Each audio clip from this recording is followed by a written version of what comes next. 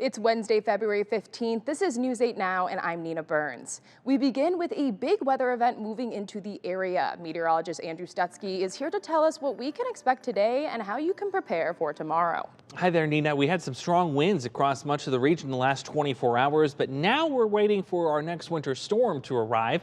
And that is on track to be here for our Thursday. Already in anticipation of some heavier snowfall and some travel problems tomorrow. We've got not only a winter weather advisory, but a winter storm warning out for parts of the area. If you're under the warning up for Jackson and Joe Davis County, that's where we're expecting the heaviest snow, potentially exceeding 6 inches.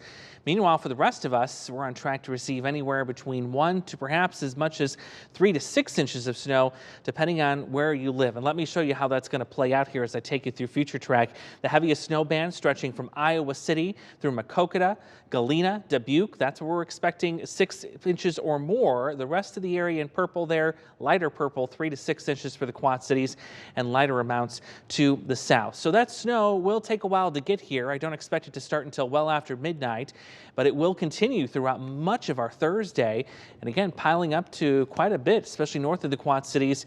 This will be the heavy wet variety though, so I don't expect a ton in terms of blowing and drifting snow. The News 8 app is your best resource other than us right here, and of course on News 8 itself in terms of getting you ready for this winter storm. Not only can you get the interactive radar, but you can get the future radar. Plus, I have a feeling some of our school districts may end up postponing or delaying classes tomorrow. We'll have the complete list not only on the app, but also when you join us right back here for GMQC tomorrow. Nina? Thanks, Andrew. Some inmates have been transferred out of Thomson prison after multiple reports of violence and abuse. A source close to Thomson tells News 8 hundreds of high-security prisoners were transferred. A Bureau of Prison spokesperson says immediate corrective measures are being taken. Thomson prison officials have ignored several News 8 requests for comment. One of Iowa's biggest healthcare systems is now charging patients to message their doctor. Unity Point says messages sent through its My Chart has more than doubled since the start of the pandemic.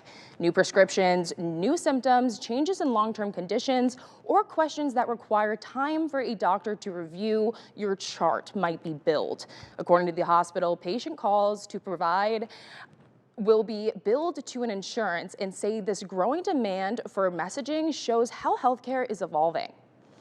There are some new heroes in the Quad Cities. 4 lifeguards presented with the Red Cross Life Saving Award. 66-year-old Craig Kigsner swims 2 miles a day.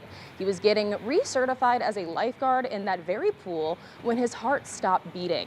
Craig suffered what's called sudden cardiac death, and according to doctors, you have only a 6% chance of living if it occurs outside of a hospital. He had never had any heart complications before this. One of the medics say that if it were not for that CPR done by the lifeguards, they would not have had a viable body to work with. And then the last thing you had to do was go to the deep end, get the brick, put it on your chest, and then swim back to the shallow end. And that's the last thing I remember. Everything just kind of went black. They did CPR for a total of about 30 minutes. It was almost one of those instances where you think, no way, there's no way that this is happening. But that lasts for about 0.5 seconds, and then your instincts kick in, and your mind starts to race, but your hands and your body does exactly what it needs to do. According to his cardiologist, his heart is back to 100%.